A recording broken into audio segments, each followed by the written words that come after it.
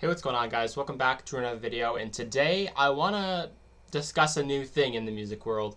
And it kind of popped up into my head to do a video of this yesterday when I was filming the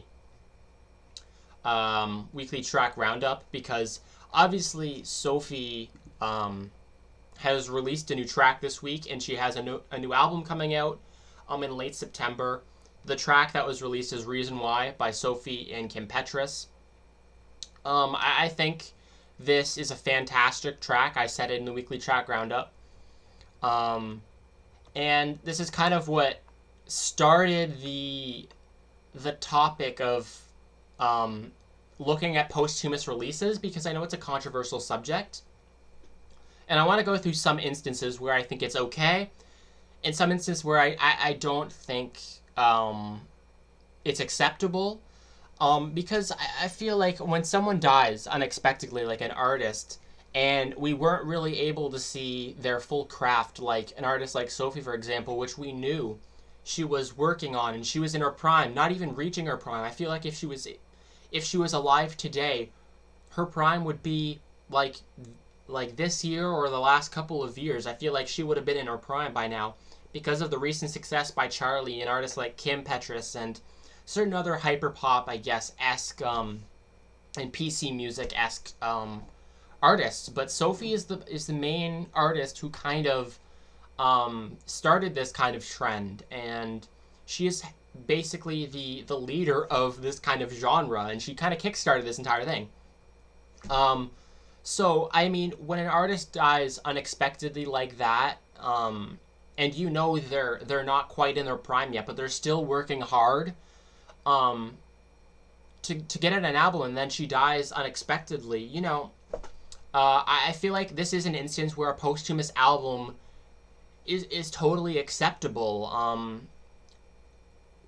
We know she was making this album that is releasing September of 2024, before she died, and now all the tracks that haven't been released need to be reworked. I know her brother and some of her other family members that produced her music with her and her friends are going to help kind of assist this album making process, and I feel like that's a good thing, because I feel like anyone that would know Sophie the most would be her brother and some of her kind of um, musical counterparts like Charlie XCX and like Carolyn Polachek's, people who she was like really really close with. And I feel like this is one instance where I think it is acceptable. I've seen a lot of talk about, like, I don't agree with this posthumous release, but I think this is one of the instances where I totally think it's okay, um, as long as it's not obviously being milked for money. And we'll get into another instance in a couple minutes here where I think people are just trying to use his death as kind of a money milker, and it doesn't matter about the quality. I'll get into that later though, but yeah, this is definitely an instance where I think we didn't get to see all of what Sophie had to offer, and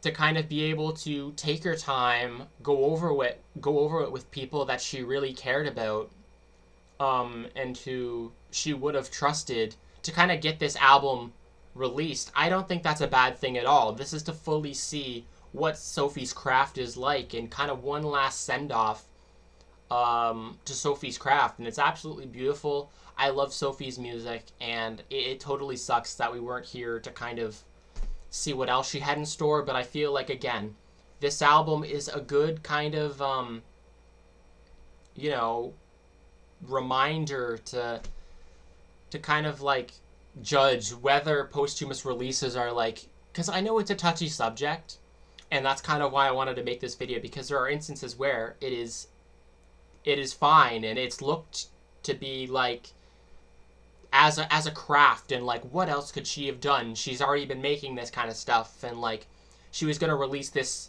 soon after her death anyway. And I feel like, yeah, obviously this is an instance where people are supporting her for the right reason, and she's got people who are not trying to milk her like for money. Again, this is why I want to get on the subject of Juice World, and I feel like it's a little, again, a little dodgy, and I don't know whether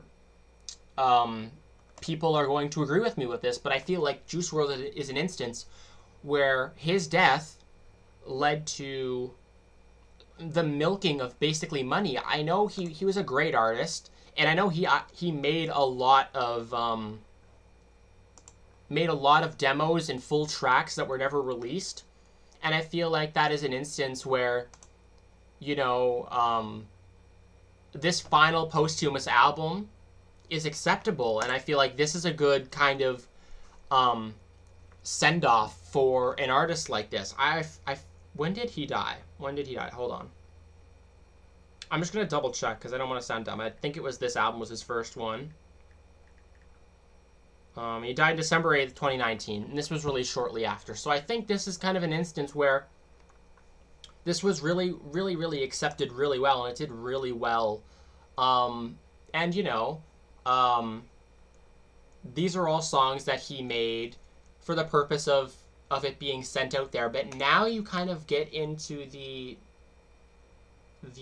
kind of sense where, okay, we have another album coming out. Goodbye and Good Riddance Anniversary. There's some extra tracks here. There's another full album, which is 23 songs again. And then we have multiple other kind of one-offs and features. And I mean, I don't know if people are going to agree with me on this, but I feel like this is an instance where his death was milked for money. I don't like the amount of posthumous releases. He could have said, oh, I want all these songs on one album after I die. And, like, all these features. But it feels like they're not worried about the quality. I've listened to some of the tracks on the Fighting Demons album. I found it really lackluster, and obviously the quality wasn't there. I don't know if other people agree with kind of my opinion on that album. But I feel like at this point, it's 2024, and there's already tracks being released. After 4 years of straight non-stop releases. I mean, again, I feel like one or two, like, kind of, you know, ways to kind of show his past craft is fantastic, but clearly, there's a lot of releases, and I maybe I'm wrong, and maybe he did, you know, write all these songs with the intention of actually releasing them, or maybe some of them were just demos and like, let me mess around here, I'm not actually going to release this.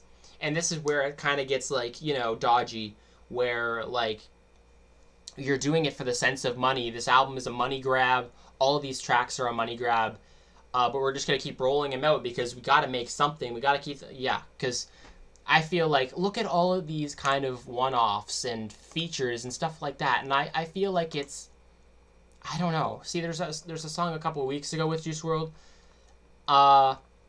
Yeah, I mean, this is an instance where I disagree with it, and I don't know if people are necessarily going to agree with me on this topic.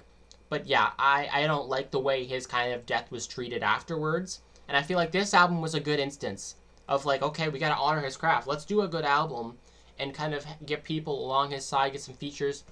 But then now it's kind of ending up as, like, you know, oh, we got to pump out this stuff even though he's dead, and we don't even know if he would want to really release this. I don't know. Little questionable.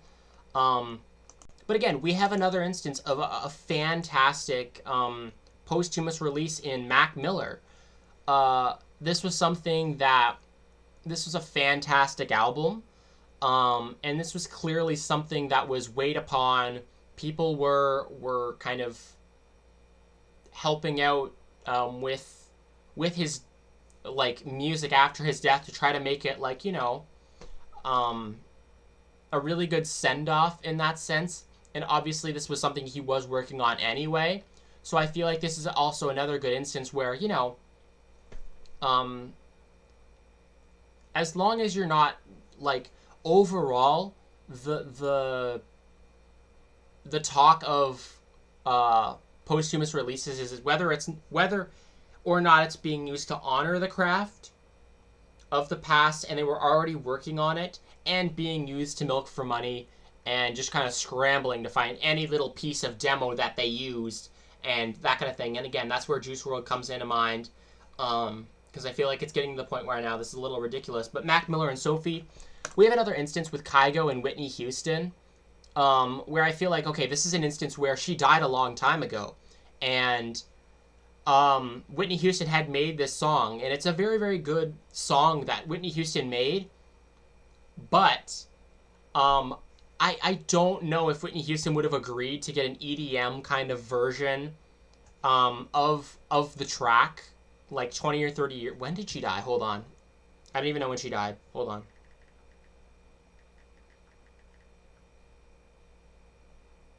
Okay, well, about like 10 or so years after the fact that she was dead. I feel like this was kind of an interesting thing that came to mind, because I don't know if Whitney Houston was still alive, she would agree to, like, oh, let's collab with Kygo on this track. Like, we don't really know whether there's much consent, because it released 10 years after. That's a long time to kind of spawn something out of nowhere. So again, that's one of the reasons why I I don't know about kind of the DJ and EDM kind of mixing, making remixes of demos. That's a little questionable as well. But again, let me know if you agree with this kind of subject. I wanted to get into it because Sophie is dropping a new album, and I'm totally going to listen to it. But again, if it becomes something where they're constantly trying to roll out things and it's not all quality. Like, I know Sophie will make a lot of quality songs over her lifetime that we're never going to hear. But if it ends up being like lazy kind of demos being released here and there, it's a little questionable. Like, maybe not do this. Again, let me know what you think on this subject. I don't like it. I don't like it for the most part, but I feel like if it's to honor a craft, I think it's acceptable. And with Sophie and Mac Miller's instances, there's probably plenty of other weird kind of intricacies with posthumous releases. But I want to hear your thoughts on kind of posthumous releases and whether you agree or disagree with them in general. But yeah, thank you guys so much for watching. Again, let me know what you think. Make sure to like, subscribe, and comment for more kind of videos like this. It's been, again, quite a quiet week, so I thought kind of fill up the week instead of not posting, because I feel like that kind of makes it so it seems lazy and, like, you know. But when there's not releases throughout the middle of a week, I'll be like, oh, let's do music discussion. I feel like I like doing this thing instead. So yeah, thank you guys so much for watching. I'll see you guys in the next one.